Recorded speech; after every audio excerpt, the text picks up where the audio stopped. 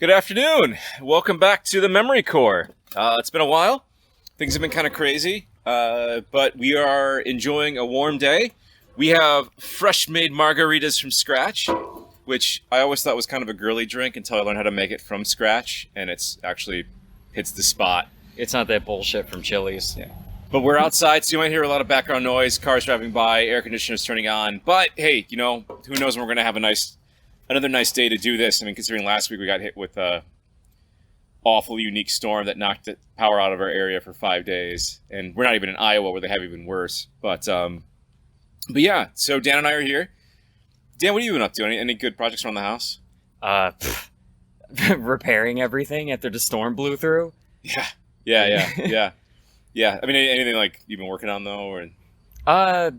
Honestly, not really. I mean, like I said, just repairs around the house. I had to put my fence back together, two sections. Yeah. I mean, you snuck by when I was pretending I was the Doom guy with my chainsaw, cutting the branches. Yeah, making sure Dan didn't fall from his roof. The other thing is that wood project I came up for our paper standees. Yeah. So I came up with a different format for vehicles based off of like the hex spaces you make. Yeah. You don't make an entire hex. You make like a rectangle. Like a rectangle, yeah. That's all that matters for vehicles, right? So I did something with that. I wanted to make a video on that, but I just, between not having any power and just my motivation has been gone. Yeah, it wasn't too bad the first couple of days because it was relatively nice out. But by about Thursday, with still no power and no breeze, the heat never left the houses, and no matter what floor you slept on, it was just miserable. We went almost a week. Yeah. We were, what, two days away? I was, week? It was Monday that we lost it, and then I didn't get it back until Friday. Yeah. And that sucked.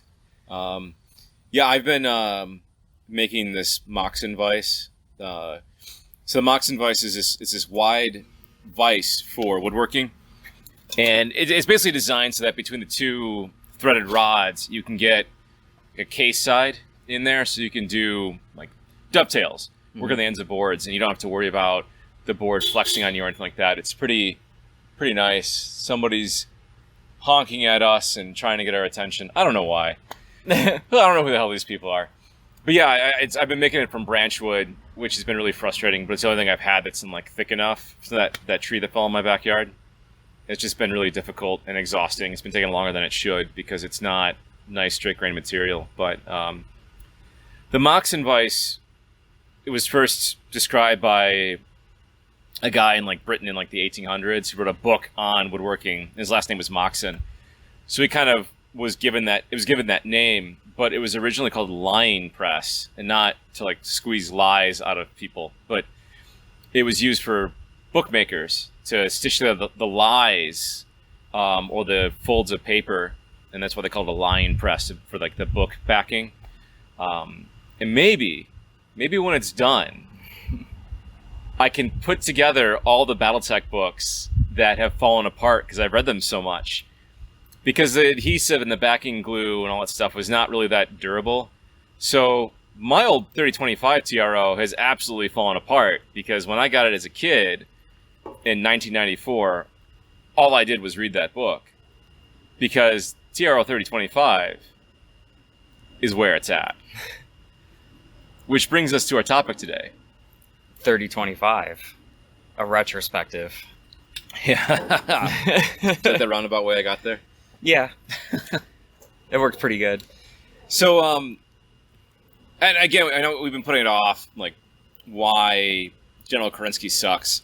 And we'll get there. We'll get there one day. But with a lot of the new art coming out for these designs for the Kickstarter, I think one of the things that kind of strikes me is, why we're so attached to this era of Battletech and why this artwork just really sticks with us.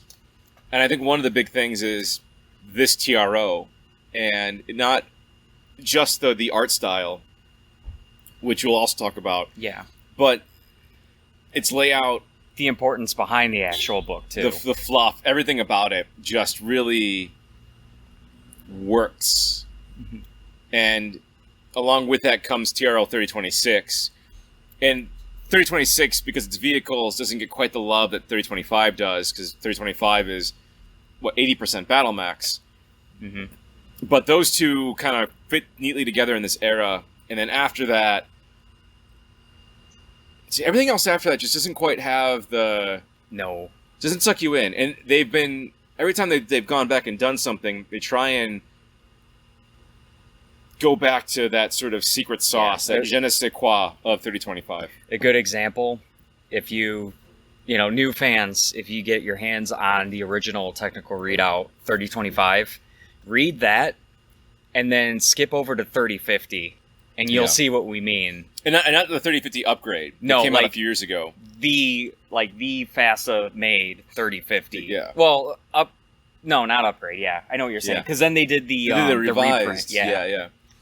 Just check that out, and you'll know exactly what we're talking about. So what makes... I mean, what 3025 I think was one of the first big books that came out that really discussed the background and setting of the universe.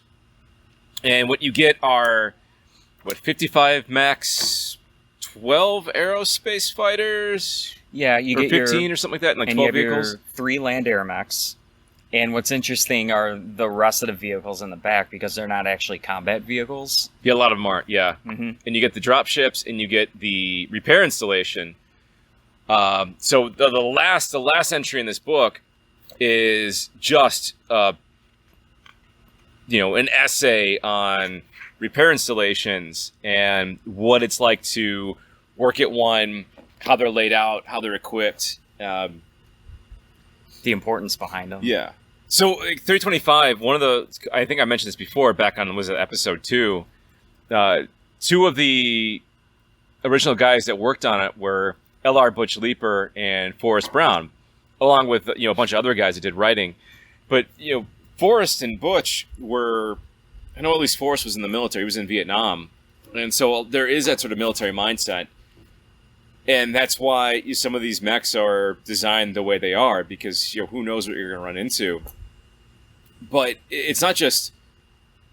They're not all designed perfectly, but a lot of them may have quirks or details that stand out. Like you were mentioning this too, Dan, right? Like the Hermes too, and them having like these little...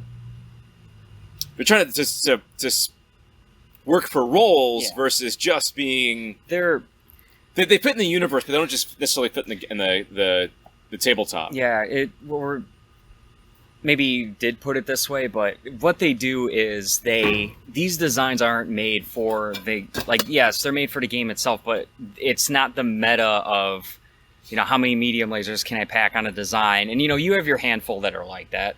Yeah. But it's from the perspective of the people that design these mechs, so you kind of get this.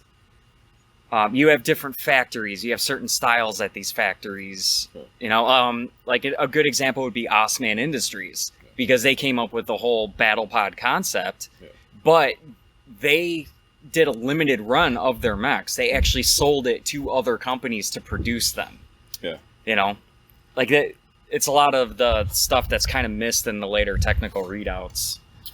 Yeah. And we'll definitely get into that, because you can kind of see when the changes happen. I suppose there's different reasons for it, but with the original TRO 325 and 26, what you get an overview, mm-hmm. you get a description, rough description of its capabilities, and sometimes I talk about like the faults of it. So I just grabbed 325, I just flipped it over to the catapult, and the catapult has issues with its jump jets. Yes. And they talk about that, and they talk about, some of them being fixed, some of them not being fixed. Side ejection system. Right, yeah. Unique. I think the Wasp Lamb has a weird ejection system too. Yeah. And what's great about it is that what works about Battletech is that sometimes the lore can't really fit in a standard tabletop game of Battletech, 1v1. But I think they really stand out in terms of a RPG setting or sort of a sandbox setting. But yeah, you have overview, you have the capabilities, and you have battle history. And granted, some of them have shorter histories written. Some of them have longer histories written. Some of them is just like, yeah, this is the one thing that this mech did, and it sucked at it. So it's a bit all over the place. I was gonna say not all of them are good. But then you have variants, and you have notable mechs and mech warriors, which is really cool. So you get more of this lore that gets filled in. And there are errors throughout it. Like, I think the Zeus in the original 25 TRO, like, the date they give, it debuted before the Mackie did, which is the first battle mech. Between, I think, the Stinger and the Blackjack entries, there are errors of Mercer Ravinian, who was this Draconis Combine military officer who came up with the Horde principle. But, throughout it, you get drips and drabs, and then whole swaths of history of the Inner Sphere. I mean, you could tell Kataris was on their mind for a long time when it came to there's the a lot of universe. entries for that. But you also get, Katrina Steiner and her defense of Hesperus, and all sorts of really cool stuff that gets, debuted and written about and hinted at, and it's just Natasha Karinsky's mentioned in it. Yeah. So is who's a rifleman pilot in her unit? I think Johnny Clavel. Yep. He's mentioned in it as one of the uniques for the rifleman. You get really cool characters, too. There's a lot of Wolf Dragoons entries. There's some Team Banzai stuff. There are allusions and references to other pop culture things. And it just... I remember being in 4th grade. Yeah, I watched the Battletech animated show. I then got the Battletech 3rd Edition box set as I think a birthday present. And then my dad, we were at Leisure Hours Hobbies, which is a local hobby store in town. And he bought me a copy of 3025, probably to his ever standing regret, because I did not really pay much attention to school after that. But yeah, I mean, all I wanted to do was just read that book. I get home from school and I just flipped through it constantly, because it laid out a world that you wanted to explore. Yeah, my exposure to the TRO wasn't actually the book itself, but back then, which is another thing I want to do for our podcasts.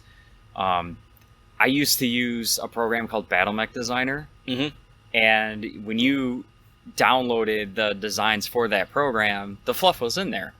Probably illegally. Well, it is illegal, but they were.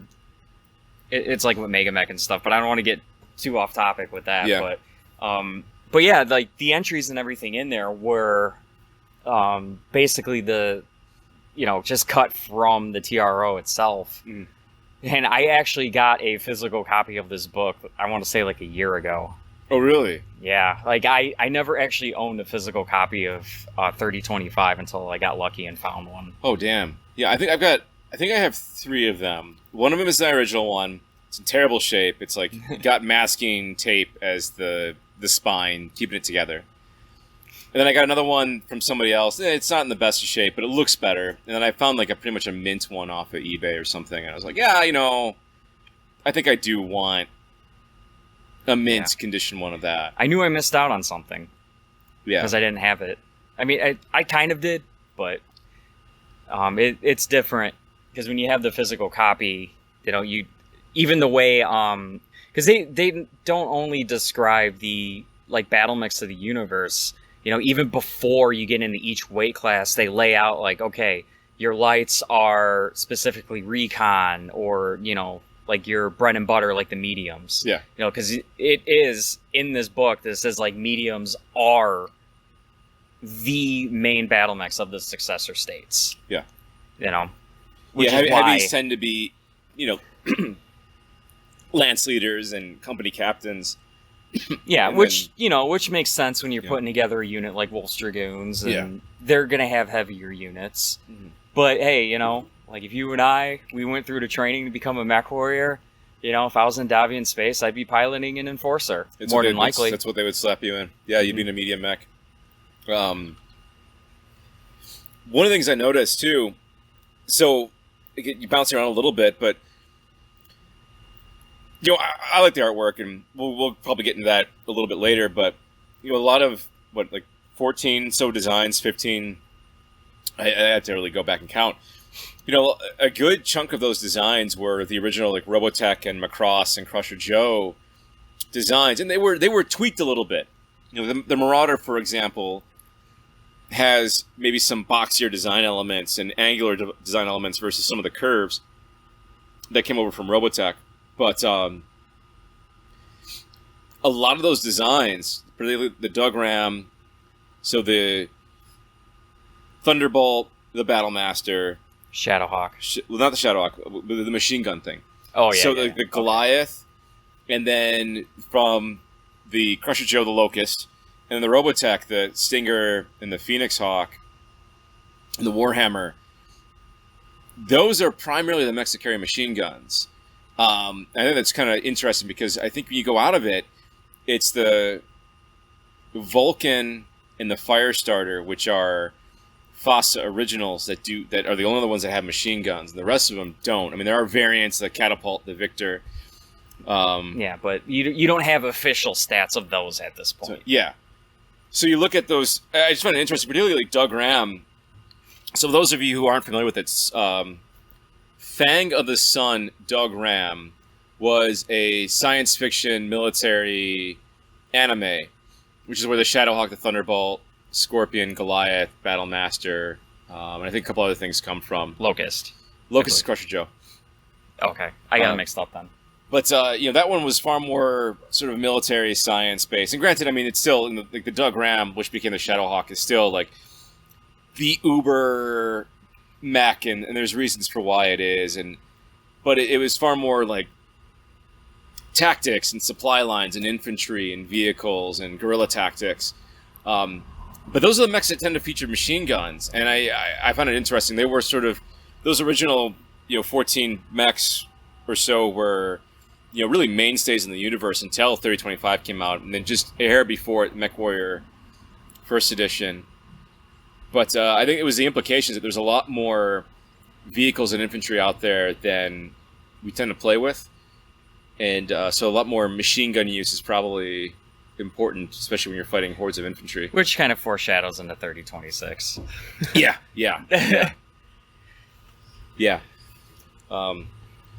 But yeah, 3025 is so strong through and through because of the lore, because of the universe it establishes, that a lot of TROs only recently sort of tried to recapture, and a lot of them because they were revisions.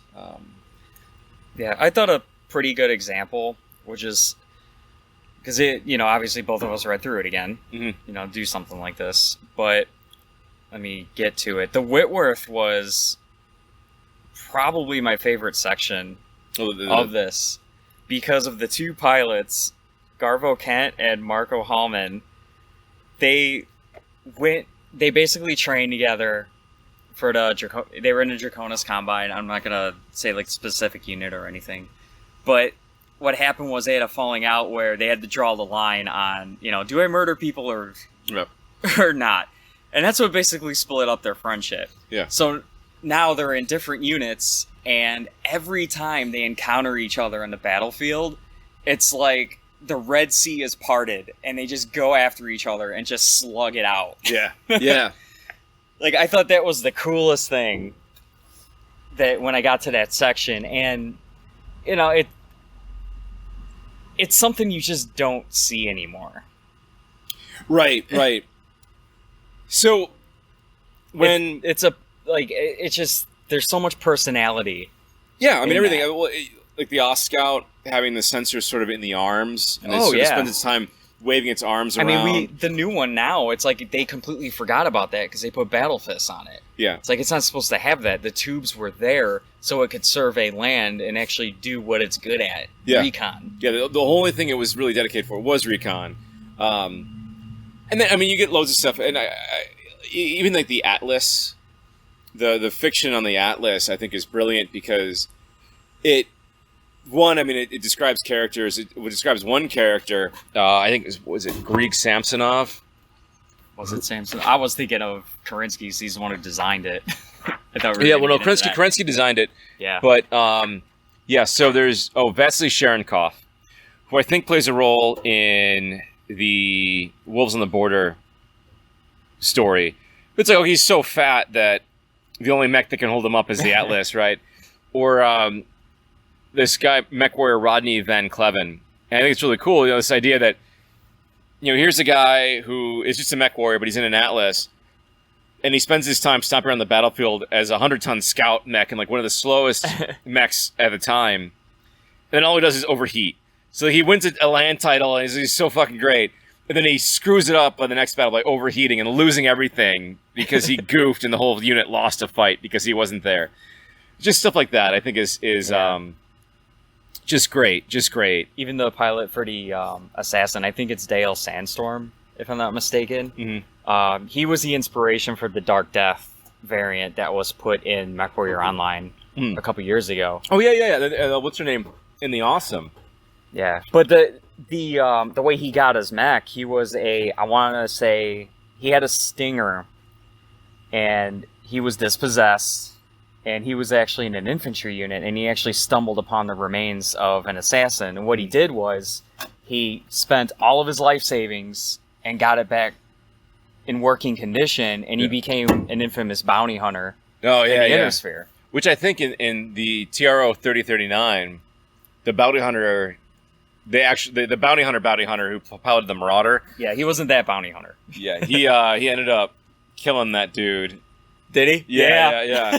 He's like, you're acting all tough, like you're taking up my turf, stealing my thunder. But yeah, like, a lot of the mechs in MechWarrior Online, the custom variants, the hero variants, were taken from TRO 3025. For example, Danielle Peterson in the Awesome, the Pretty Baby. They ended up using that to make the Awesome hero variant. And you look at, you just flip through it, and every page is just absolutely full of text, and that continues on to 3026, and then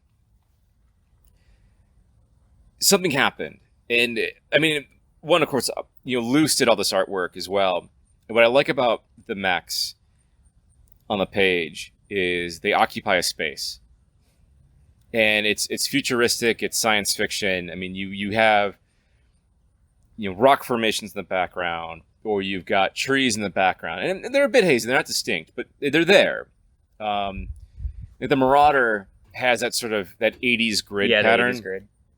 And in the background you kind of see a city, what I would assume is a city with some skyscrapers, and the urban mech is in a cityscape, the Jaeger mech's in a rocky Badlands area. What I like is actually the Dervish, because they sort of flipped. It's a night scene, right? And they sort of flip the imagery, so it's a white ground and then a black sky with a moon. And the scene with the spider is actually pretty cool too. Yeah, actually, you have the guy running away. Yeah. Or the Hatchet Man is another good one. He's getting hooked up to the coolant truck. Yeah. It's one of those things too. It's kind of been lost, or it was lost with some of the artwork, is what the scale actually is of these designs. And I like a lot of Plog's illustrations, but his scale is kind of all over the place, and you see it in some of the other artwork as well, in some of the scenario books. Which isn't to say Luce doesn't have his moments too. Oh yeah, no. The spider, there's no way a man can fit in that spider's cockpit. Absolutely. But some of the stuff, it gets a little bit ridiculous in terms of scale. The mechs are a little bit too big. But for the most part, a lot of this stuff I really enjoy. The Vindicator. The idea that the Vindicator has ports around the PPC, it can just stick its arm in standing water and quickly shunt heat by running water around the PPC jacket to cool it down. And I vaguely remember when I was reading through the fluff, but I'm pretty sure that played a role in some defense that Liao had against the Davians at the beginning of the Fourth Succession War, I believe. That actually came into play. Which is good. It's worth using that stuff to your advantage. I think was it Stardate was the magazine that they had quirks for mechs? Yeah, no, it was Dragon. It was Dragon, yeah, and that goes back. That goes back to what, 87? Which also speaks to the legacy of this book, because this is why you have design quirks. Right. This was. You can hold me to it in the comments. If there's another book that does this, prove me wrong. And I'm I'm thinking up to when, like, basically FASA went away, and maybe some of the Fan Pro books, but this was the only book that actually do that. Mm-hmm. You know, like, designs actually had these quirks, good or bad, Yeah. to them. They might not have... The only one that I know of that had an actual rule printed in the entry was a javelin. And that was because it was top-heavy, and it would have trouble in rough ground. Some of the rules, like the quad mechs, the Scorpion and the Goliath, weren't officially really laid out, like the lateral shift. I think that was later. But yeah, you flip through these books, and you read them, and you just want to keep reading them over and over again, because you want to experience that universe, and you want to suck it in. And whether it's the dropship entries, the Aerotech entries, any of that stuff. And then the layout changes. Yeah, I like that one too. And it comes like 2750, I think, is the big change. You start to see it happen, because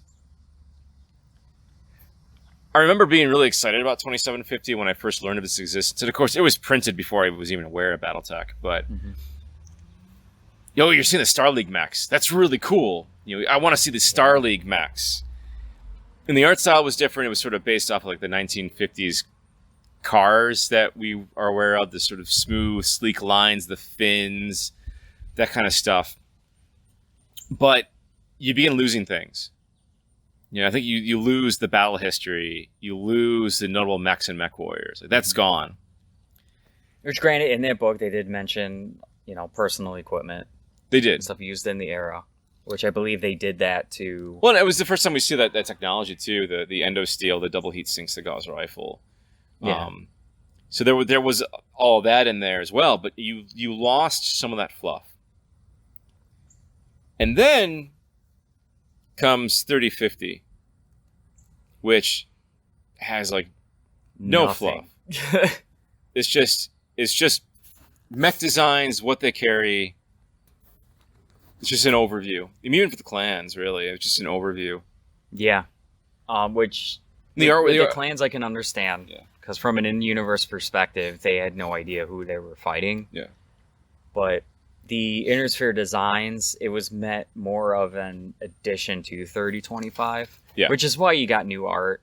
You know, and the variants, they made some weird decisions, like the infamous Marauder with the case in the wrong torso. The Marauder 2, I think, yeah, the case in the wrong torso, Which, yeah. You can get mad at that design choice all you want, but it shows the hysteria that they were going through trying to piece everything back together to combat the clans. I think one of the problems with TRO 3050 is it suffers from the fact that a lot of the universe has had very gentle retcons in terms of when technology becomes available and when these designs started surfacing. And you start to see that when you go back to the War of 3039 historical. It's like just when this technology becomes available, when it's in prototype form, when these redesigns were happening, when they actually became available. Because if you read the Warriors of Kerensky series by Stackpole, it makes it seem like they're using Succession Wars era battle mechs up to like 3051, like when there's when they're actually able to counter the clan threat. Yeah, there's sort of that pause when what's her name, Miraborg crashes her aerospace fighter. Miraborg.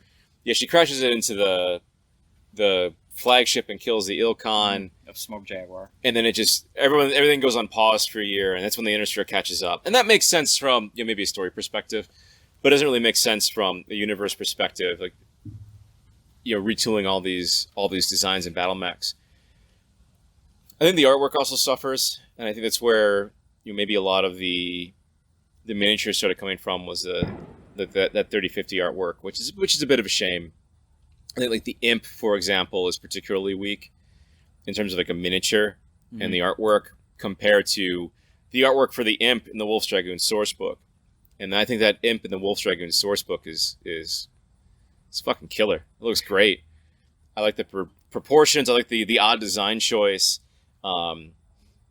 And you kind of lose it in the 3050 artwork. So if you guys get the chance, you can probably hop on sarna.net and look it up. And if you're listening to this on YouTube, this is the point when Dan will put up both images side by side so you can see. Of course. The Wolf's Dragoons one versus the 3050 TRO. I'll put up a picture of an Ostrak too, just because I like them. I think the Ost mechs are cool. Yeah, the comparison between the 3050 Ost, which actually became the miniature, which is what the stats are more closely based on, versus the 3025 Ost, which was then retconned to be the arms of the Ost War, and that's a whole other thing. But so you get the 3050 TRO, and you get very minimal fluff. Okay, I suppose fair enough. Like, how much information are you going to have on mech warriors for these mechs that are brand new? But you could have put something in there from, who fought the clans and whatnot. Oh yeah. Entry on Kai blowing up his hatchet man. Yeah. Well, and again, they do go back with the 3050 upgrade, and they add this stuff in because they realized something was missing. That was when Catalyst was just got the property, wasn't it? Or was it still Fan Pro? No, I think it was Catalyst. They were going back and they were redoing a lot of those. And that is, actually, they did. Brent Evans redid all the artwork for 3050. Yeah, and to this day, I think that is the best rendition of the loose designs. Yeah, his artwork. I like his the checkerboard came back. Oh, and all the camo. Heck yeah, the paint schemes.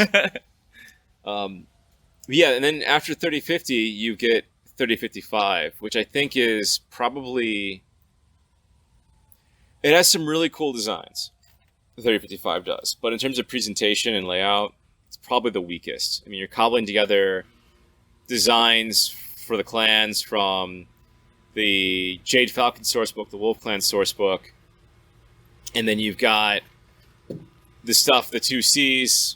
from Victor Musical Industries that ended up getting unseen because of I don't think real fears of lawsuit, but just wanting to cover their bases. That's a whole other topic. But the book to me was more of we really screwed up with this whole clan balance thing.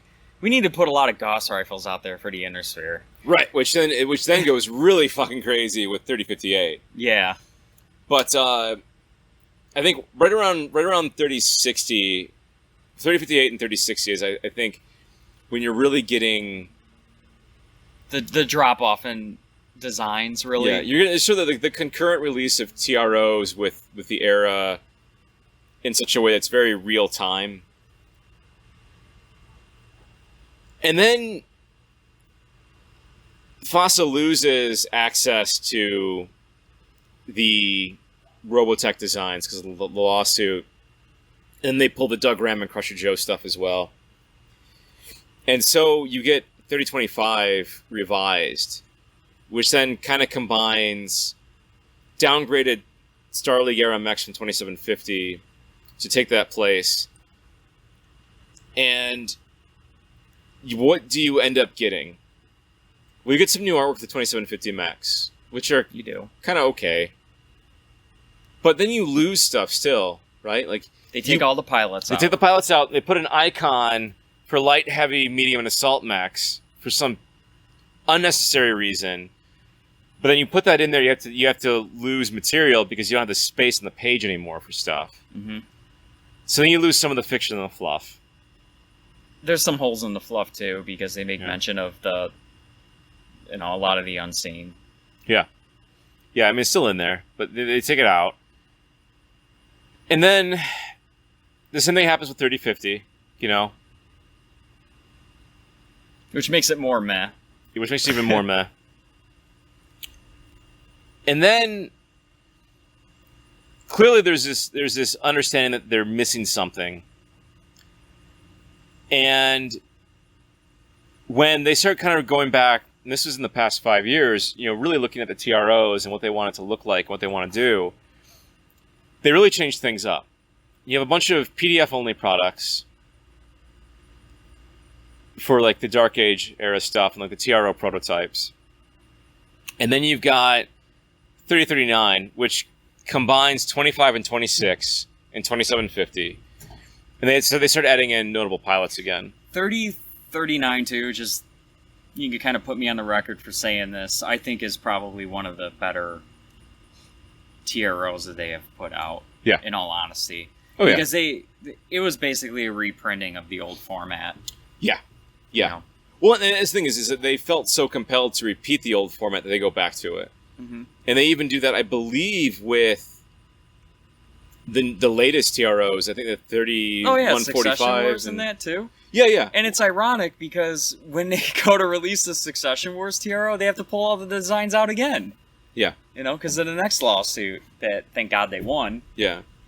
But with like the 3145 TROs, they kind of, I think they do bring back a lot of the same layout as 3025. So really, I mean, honestly, 3025 hit a chord that none of the other ones did, that they had to go back and mimic. And not that mimicking is a bad thing. I mean, it's totally a great thing. I mean, it's what we want. But there's something about 3025 that really sucks you in. It really says a lot about the design of the book and the aesthetic even behind it. Loose, like when I see the art that he did, it reminds me of those. I don't know what these books are called. They're like reference books that you could find in hobby stores when you're building like your Civil War army or like your World War II army. You know, making those displays. That's what this book basically is. Yeah, yeah. Well, it's one of the reasons why I think I do enjoy the artwork of 3058 so much, because they do bring Loose back. And some of the mechs don't look that great. I think the Bushwhacker? Oh. And the Dragonfire is one that I'm not a big fan of either. But I think in general, a lot of those mechs I do enjoy. And he's careful to bring back the rounded edges and stuff like that from the 2750 with, say, for example, the Thunderhawk and the Spartan. Yeah. Oddly enough, the Striker... which has a terrible miniature. I will say, I think the miniature is bad, and I mean I don't remember who sculpted it, and I think he's done other work for Ral Partha and now Iron Wind, and they're all fine, but the Striker is pretty bad because it doesn't really match the artwork. And the Striker has been mentioned loads of times. I mean, I think going back to 3025, I think it's in there mentioned somewhere. And this was when Lords of the Battlefield was still an active web forum. One of the guys who had a gallery there had a homemade Striker battle mech, and he wanted to pitch it to Iron Wind, and Iron Wind said, "We'd love to do it, but the material you sculpted it from, we cannot use to make molds, so we can't use it." Oh man! Because I feel like that Striker really matched the artwork on point, like even from an orthogonal standpoint. What I imagine it would look like head on. I think it looked bang on versus the Striker we have now. It's a shame. Because that miniature's, it's not great. It's not great. Yeah. Well, the majority of the 3025 miniatures are actually pretty good. Right. I know it's one of those things that some people have said that they don't agree with, but I feel like the 3025 miniatures, they were sculpted by sort of the same group of people, the same 3 or 4 or 5 sculptors, and they clearly all talked to each other, and they had a scale set up. The same passion for the game too. Yeah, and a lot of them ended up going on to do really big things. I mean, Julie Guthrie is a renowned miniature painter and sculptor. I mean, she's really talented, and she's done a lot of stuff, in the recent past that people really like, especially in the fantasy side. And I think when Iron Wind did the Chaos Wars Kickstarter, I think she came back and did a sculpt for them to scale with the rest of the old miniatures, the old D&D miniatures that Ralph Partha used to do. Nice. That they then repurposed for their Chaos Wars, fantasy battles line. But I mean, those miniatures, I mean, were all done, I think, really well. I mean, a lot of them are also single-piece miniatures, which may explain just sort of their static appearance or their aged look. But at the same time, I mean, when you're new to this, and it's all single piece, right? I mean, you gotta make it in a way that's gonna fit in a mold, and not tear the mold apart when you press it and take it out. And it's, I mean, people complain. They go, "Oh, yeah, I want more complicated things so I can pose it." And people say, "Well, I want single piece things so it's not such a pain in the ass to do stuff with, and I can actually paint it without having to wrestle putting it together." Well, fuck do people want? Yeah. Have you tried piecing together one of the new Marauders, the 2 clan or whatever? Well, even the old Marauder. I put together a couple of them. At this point, tough. they would be old. Well, and you know what? I mean, the worst miniature I've ever put together, and it's unsalvageable. It's a goddamn mess. For a while there, Ral Partha were putting out lance packs, and they flirted with a blue resin material. Oh boy! And it casted well. It did cast well. The details were all there, and they were sharp and everything. Those motherfuckers will not glue together for anything. That's why you need a pin vise, man. And they broke. You looked at them funny, and they snapped. So I have an assault lance in that blue resin that is just a disaster from when I was a kid. Yeah. I mean... I wish you guys could see the look on his face right now. He looks like his childhood was just taken away from him. It's goddamn wounding, man. That thing was a Battlemaster, 2 Warhammers, and a Marauder. I had a... Yeah, the original Marauder's a pain in the neck to put together, too, man. Yeah. I only have one of those. But yeah, like was it the Marauder 2 Clan, the Project Phoenix one? Oh my god. Yeah. That thing was atrocious to put together. It looked okay, but But while we're on miniatures in 3025, what were the sculpts that were lost? Wasn't the Enforcer one of them? The Enforcer was one of them. Yeah. The Vindicator. The Catapult. Which is a shame because like I like the original Vindicator more than the Resculpt. I mean, the Resculpt's good, but I prefer the older one. The Catapult, that one's really...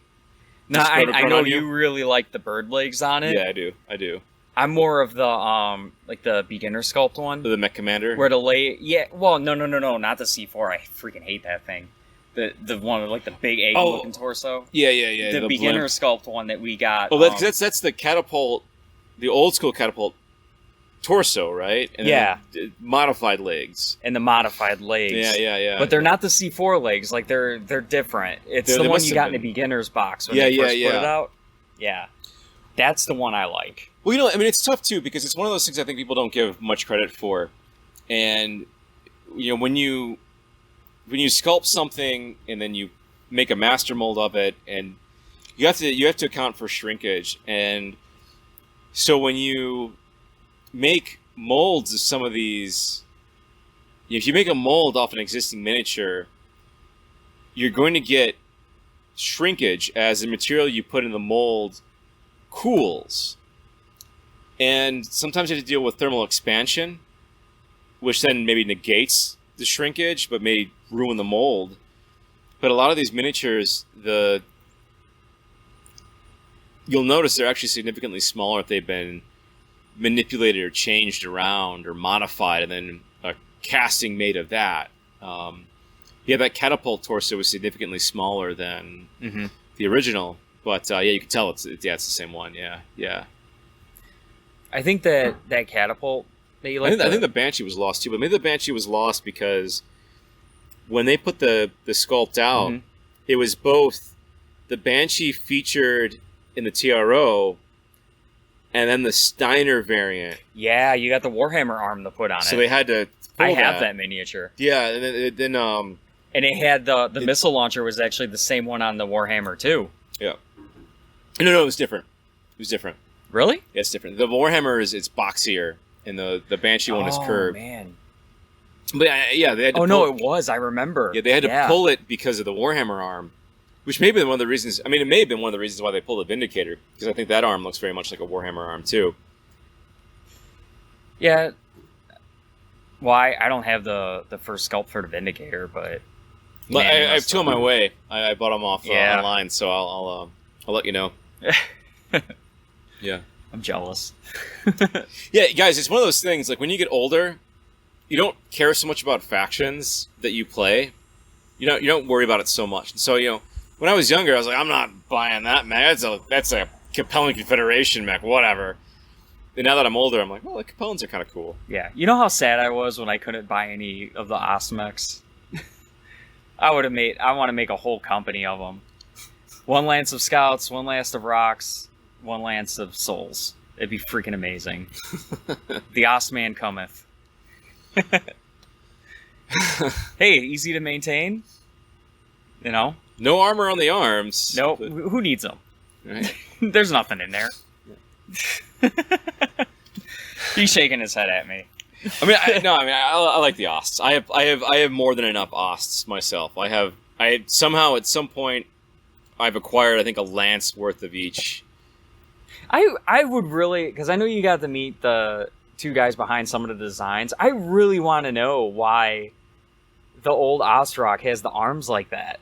I really want to know. It's almost like there was a design that not the Ostwar, but something else they had in mind. Yeah, and it came across sometimes it. I like to see what Luce said. I feel like he said somewhere. I think the idea was that the stats came first, and then the illustrations. So there was an idea to have arms like that. There had to be.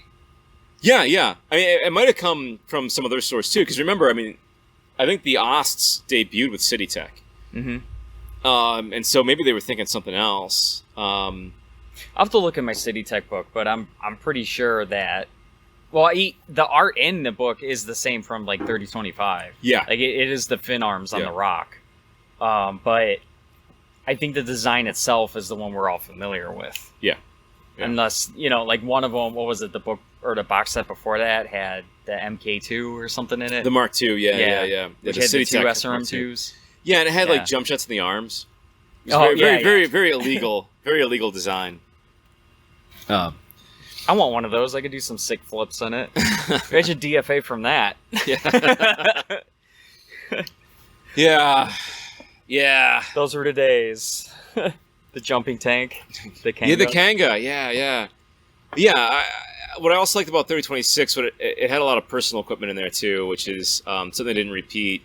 And 3026, again, it's doesn't get the attention of 25, but what I like about it is that it's very clear that a lot of these designs were to exist in a world that had need for them, that fit beyond a standard 1v1 tabletop game.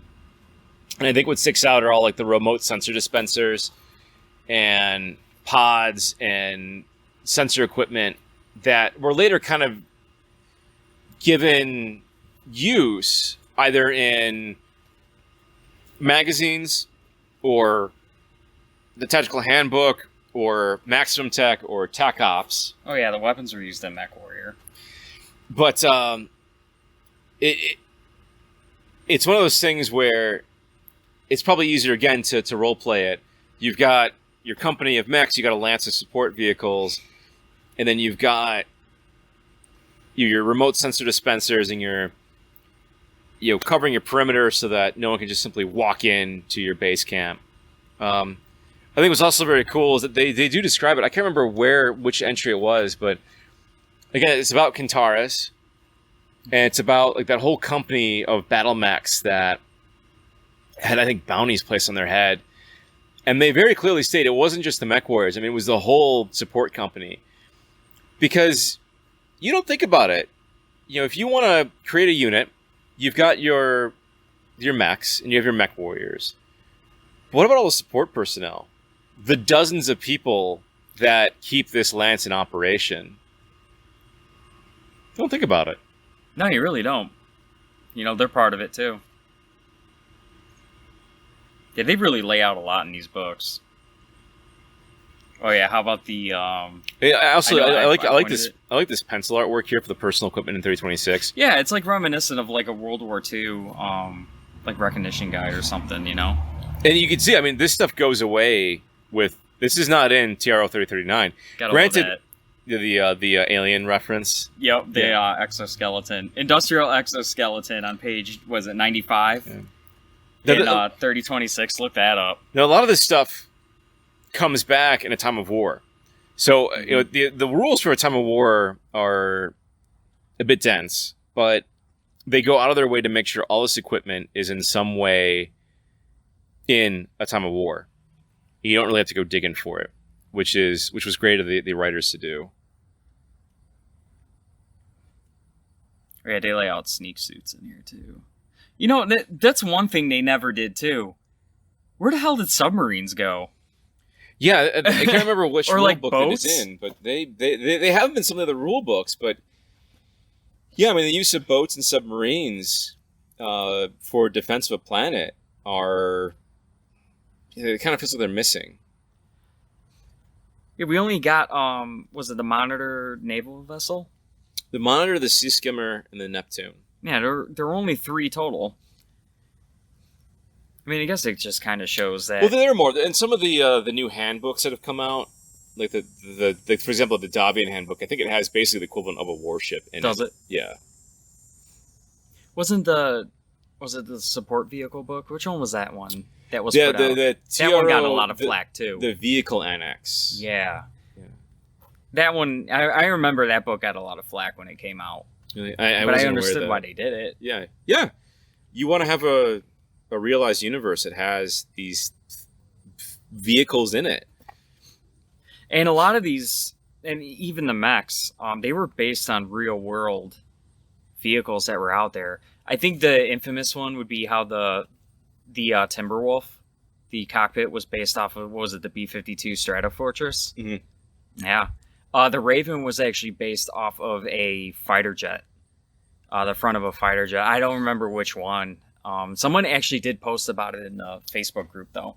Yeah, I think he got flack for that, too. Yeah. It's like, well, I reassured him, like, a lot of the people, like, you met 2 of them, and we've already mentioned it a few times, but they were based off of real-world things that were out there. Yeah. Military equipment. The Hetzer's a good example. Right. An actual... What was it? I can't remember what the Hetzer was actually called. I mean, it was like a wheeled gun or something. It's called the Hetzer. Yeah, it's called the Hetzer, but it's like the designation. It's not a tank because it doesn't have a turret, but it has basically a giant fucking cannon on the front of it. Yeah, it's just a big cannon with wheels. And I think it's tracked. I think it is tracked. The World War II Hetzer was tracked. What was that? But that's what a lot of people forget too. Because what I love is the J. Edgar Light hover tank. Yeah, talk about that real quick and before we lose it. So one of the things about 3026 TRO is that they did some pages in color, and I think in mine it's gloss paper, and the one that Dan has right now it's just standard paper, and it was sort of a mix and match. The coloring I think on it is really cool on a lot of these, especially the J. Edgar. It's almost like, well, shouldn't you just done it all in color versus just some of it in color? And they did the same kind of cock up with the 3055 because some of them were in color and some of them weren't. Mm-hmm. But what I love about the J. Edgar Light hover tank. And I could not, for the life of me, figure this out. Why the hell would they name anything after J. Edgar Hoover? Is it because hover and Hoover are kind of... Is it like a play on words? And then I wish I remember who it was on the Battletech forum, the main forum, said the greatest pun, or the greatest reference, was a J. Edgar Light hover tank was named that because it has a skirt. And J. Edgar Hoover was reputed to be a cross-dresser. Mm-hmm. And it's like, I get it. That is great. You don't see that anymore, man. Yeah. You just don't see it anymore. It's incredible. That was a good story when I heard it. I would have never known that. No, it totally went over my head for 20 years, man. Oh, man. A lot of these conventional units are actually really nice, too. Well, when I say conventional units, I actually meant to say conventional fighters. The Mech Buster is actually my favorite. I love that thing. Well, again, it kind of comes to this point, too, is, if you're doing an RPG setting, one of the tricky things about Battletech is that if it's mech v mech combat, whether it is a GM versus players or player versus player, there's a parity there. And that can be tough. But that's what's so great about the vehicles, is that no matter kind of what rule set you're using, although the newer rule sets maybe make them a little bit too durable. Too complicated. But what stands out about them is that they fulfill roles that you don't necessarily have to assign a mech for, unless you really want to. But when you guys are playing Dungeons & Dragons, you can have, fairly weak or freshly created characters, or maybe, level 1 or maybe level 5. And you can send them against a goblin horde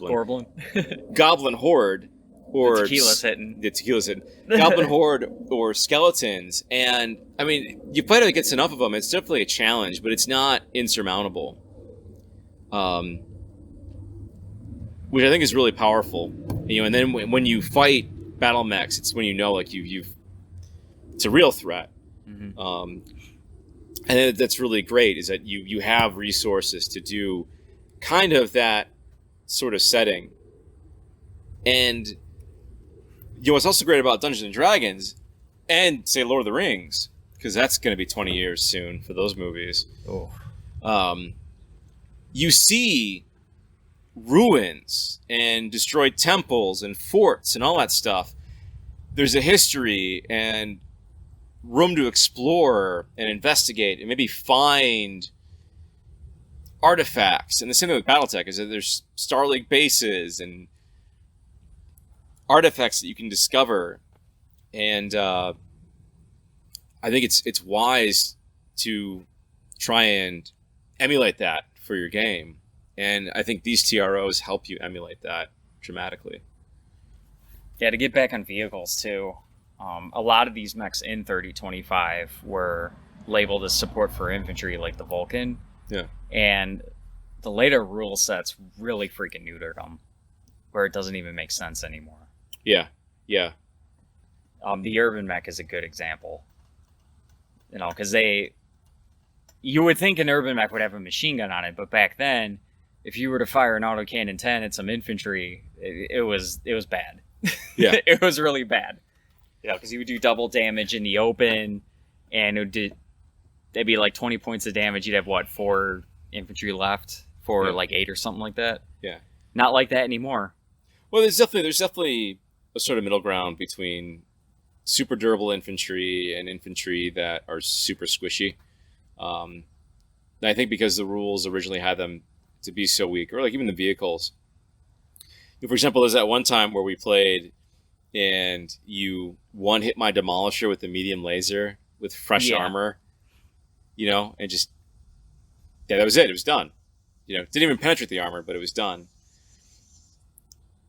But yeah, it's pretty clear that there's a realized universe here for how these things work and what they're supposed to be used against. And there is information here about its intended role and its sort of operating procedure.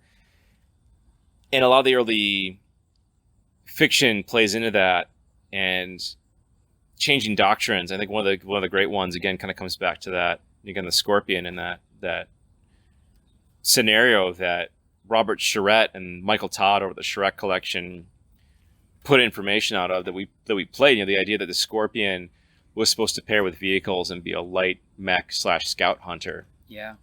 Because it's under armored, but it's so fast and it has a big gun. Well, some of them too are just, lobbies to get a design out there. Which is pretty much what the Assassin was. Yeah. It was a train wreck trying to get that thing out there. Yeah. It just, Well, the Charger. Charger's another one too. The Charger was developed in a world with excessive money to burn. Which, boy, I mean, if that isn't a metaphor for like the modern day F-22 Raptor. Yeah, right. It's just, we got money to burn. Let's make the super heavy scout mech and just put the biggest engine in there. And of course, for the designers, it was like, hey, we should put this 400 rated engine on something. let's put it in this. I wonder how many people actually used it for its intended purpose as a scout mech. Even I don't know. It's glorious when you pull off that full hex charge with that thing. Well, it can beat the shit out of anything lighter than it. I mean, if it can get in a physical punch range, I mean, that's it.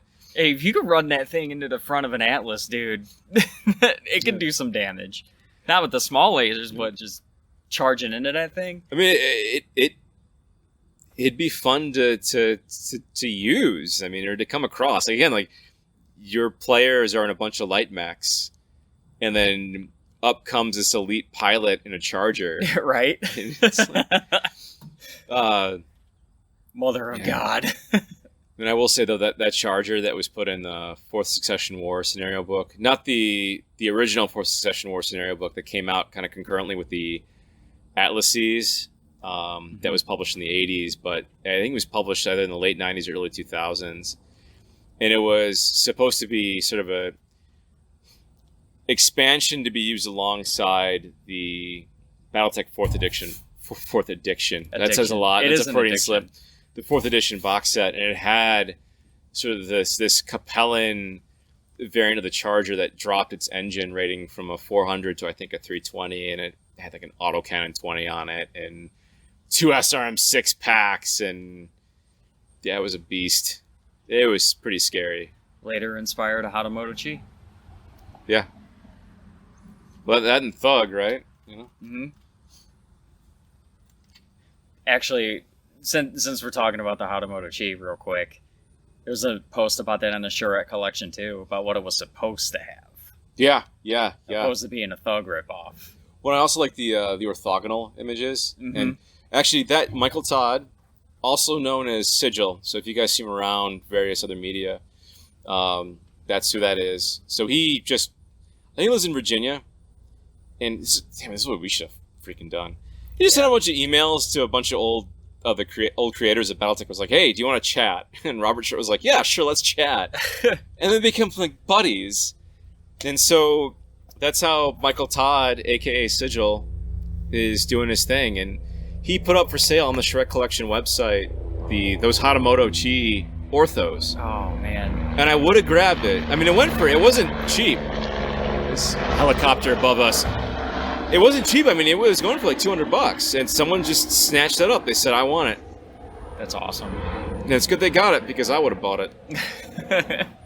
You'd have made that nice wooden frame for it. Yeah. What are you gonna do? Where are we at right now in time? We've been rambling for a while. We have been. 30-25 will do that. We have been talking for an hour and 2 minutes. Wow. Yeah, can you believe that? So yeah, in retrospect, 30-25 is a big deal, that book. Yeah. It established a lot behind Battletech. Much like another one we probably cover sooner or later, the Star League book. The original that came out. Well, and I get it. Well, I guess I don't get it, but the sort of complaints of, I don't want to get that. It has all of the old artwork in it. It's stupid. And it's like, what are you talking about? It has all the fluff in it. What does it mean if it has all the artwork? It's from the 80s. What do you want? Yeah. It's not enough of a reason to not get it, or not spend time with it, or not read it. Especially when you can get it relatively cheap. You can get the 3039, version that's pretty inexpensive and has a lot of designs in it. That to me feels silly to not. I guess it's kind of there's two kinds of people. The people who want to be in this game because of the fluff and the background that you want to delve into it, and the people who just want to play the board game. And I get it, but what makes BattleTech so strong is the background. For example, it's what makes Lord of the Rings so strong, because even throughout The Hobbit and the Lord of the Rings trilogy, they throw these names out there all the time that don't get expounded upon until the Silmarillion comes out. Now, granted, I like the Lord of the Rings, I like The Hobbit. The Silmarillion's a pretty dry read. It took me 3 times to finally finish that book. It is pretty dry. Yeah, I never read it. But it's that depth. You want to keep going. You want to keep looking. And to this day, I want to know what happened to those 2 blue wizards. We'll never find out what happened to those 2 blue wizards. It'll never happen. They went on to found Wizards of the Coast. And now we have Magic the Gathering. Yeah. And the Battletech card game that ran for a little bit. Not that long. So yeah, but that's BattleTech. That's what TRO 325 and 326. You want to keep going. You want to keep reading. You want to experience this universe. You want to see what's going on. You want to lament your favorite designs whose factories were destroyed. You want to know about them. You want designs that weren't necessarily made to work. Well, we want them now. When we were kids, we didn't want them. I remember spending a whole summer redesigning, optimizing battle mechs. As a kid, and I remember doing that. Mm-hmm. But now that I'm 35, it's like, well, I want the machine guns. It's like when you're playing StarCraft, you're like, you know what? I feel like rushing someone with Zerglings. Why not? It's not the best thing to do, but hey, I'm crazy. Well, if it works, you're a genius. Yeah. It's only worked once for me, and I'm not saying I'm a genius, because I'm definitely not. So yeah, guys, that's our rambling on that sort of golden era of TROs. We'll hopefully see a resurgence. I didn't purchase the new Succession Wars book only because they took out I will just say the Unseen or Classics. They took them out again. I'm waiting for them to revamp it before I buy it. But I mean, the fluff in there is almost identical, if not identical, to what we have in the original book, which says a lot about the original. I think a lot of things did change. I mean, 3039, a lot of things did change. So TRO Succession War is basically reprinting the material from 3039 and a couple other things. But in 3039, like particularly the information to the Archer changed. They included, Morgan Kell and Jamie Wolf in it, versus not having it, and they included Hans Davian in the Battlemaster, and I think they included Grayson Carlisle in the Marauder. So some things did change. And 3039 is still a really good product, and it's worth getting, because they go back to doing those things. And when they did the 3050 and 3055 upgrade, they included a lot of that information. They started putting in notable pilots, and the layout matched what was going on here. So while the 3050 upgrade has a new artwork and doesn't have the Unseen, it has that sort of layout, and it does describe what happened during the clan invasion and those battle mechs being used, even up to the Jihad era. I can't remember about 3058 upgrade. I do know that they added in all the battle armor that had been discussed and released either in the various sources like the field manuals and other things. They did put that in 3058. I don't remember if they did notable pilots. I can't remember if they did. For battle armor? I'm not sure, actually. No, I take that back. I think they did. Did they? I think they did. I don't know if they did it for the battle mechs. Because I remember looking a lot of stuff up for a couple things. But then with the 3145 TRO, and the 3150 TRO, I think they did put a bunch of stuff in there for about like notable pilots and stuff. I think I do remember seeing that. But it's clear that when they went back to revamp those TROs, they borrowed heavily from the layout of 25 and 26. They realized how strong it was. Yeah. That's what... Hey, these books, that's what got a lot of people into the game. Right. This was probably, I would say, one of the turning points for Battletech. What made it become as popular as it is today. Yeah. Well, popular in quotations. Yeah. Well, I mean, it definitely was a game that garnered a lot of attention and had a lot of success with video games. Mm-hmm. You can't say about Warhammer. I don't think there's really that many good Warhammer games. Oh, they change everything. Anyway, I played Dawn of War before, but it's all right. Yeah. Well, I mean, you spent a lot of time playing MechWarrior 2, MechWarrior 3. Yeah. A little bit of MechWarrior 4. The fluff from 3025, 3050 were in the manuals for the games. Yeah. Especially, I really dig the artwork, the cover artwork for both 25 and 26. So like that Marauder being a blueprint, a skeleton with some of the armor plates missing so you can see the Myomer bundles, and then the realized finished product. And then with 26, the mirrored image of the striker tank up top in camo, and then you flip it, the mirror image below the ground as if it's it's resting on glass, being like a blueprint layout. Mm-hmm. That's good stuff. It's real clever. It's good stuff. Those were the days. Yeah. And also like how this was all written by Comstar, so they were able to sort of hand wave away the errors, as if being like Comstar misinformation when there were mistakes.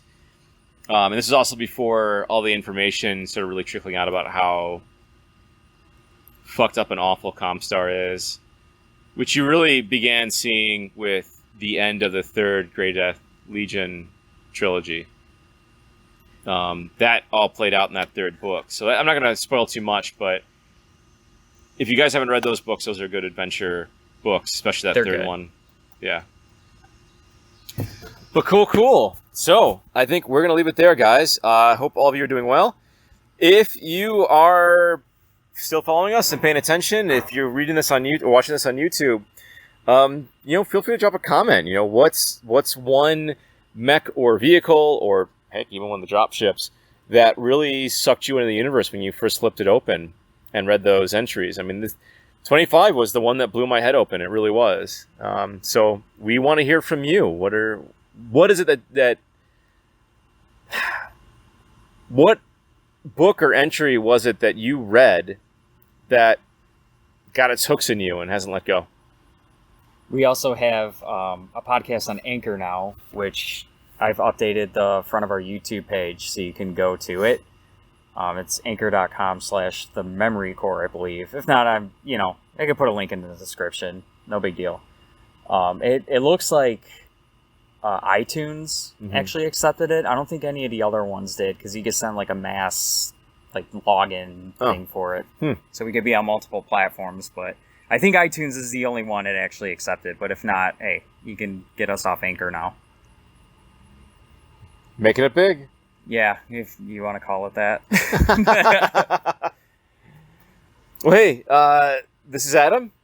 And I am Dan. We are signing off. You guys stay safe out there. Wash your hands. Social distance, pandemic, and all that good jazz. Don't die. It's not polite. Hey, be good. And before you know it, we'll all be back to licking door handles again like we used to. I mean, I didn't. Should I? Depends on how much flavor there is. Nah.